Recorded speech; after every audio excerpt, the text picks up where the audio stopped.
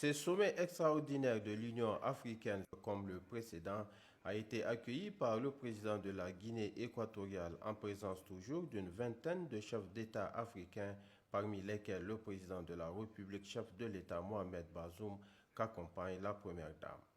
Dans son allocution de bienvenue, Teodoro Obiang Nguema Mbasogo a remercié tous les chefs d'État pour leur participation à ce sommet qui est d'une importance capitale pour le continent africain. L'importance de cette rencontre, le vice-président de l'Union africaine, le président angolais João Manuel Lorenzo, l'a aussi relevé dans son discours d'ouverture. Le terrorisme a des conséquences considérables sur les finances, le développement et la sécurité des populations de tout pays. S'agissant des changements anticonstitutionnels des gouvernements, ce phénomène marque un réel recul des processus démocratiques. Pour toutes ces raisons, a indiqué le président de la Commission de l'Union africaine, l'Afrique doit réagir.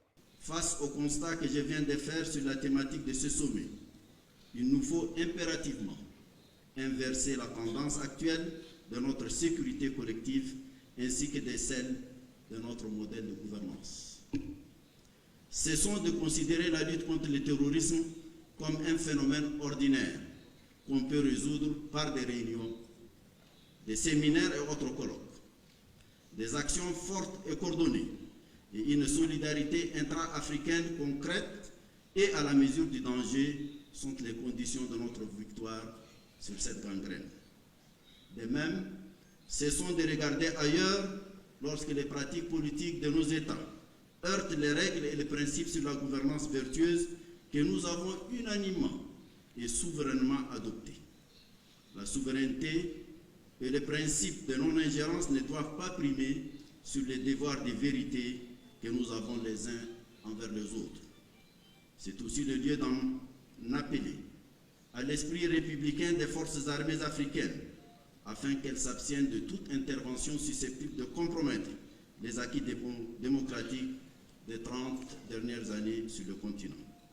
L'Afrique est sans doute le dernier continent au monde à vivre une telle intensité de terrorisme et où existent encore des changements anticonstitutionnels. Il est incontestable que ces deux phénomènes inversent nos priorités de développement et entravent notre marche vers le progrès. Nous devons plus accepter cela.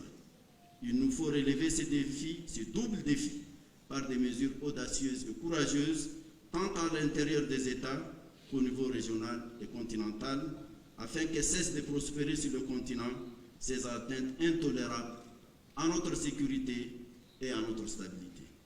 Je voudrais croire que ces sommets et les décisions qui en sortiront permettront d'enclencher cette nouvelle dynamique. Après la cérémonie d'ouverture officielle de ce sommet extraordinaire de l'Union africaine sur le terrorisme et les changements anticonstitutionnels des gouvernements, les travaux se sont poursuivis à huis clos. Peu après leur discussion, en format très réduit, le président de la République, chef de l'État Mohamed Bazoum, a quitté Malabo, la capitale équato-guinéenne, pour Niamey.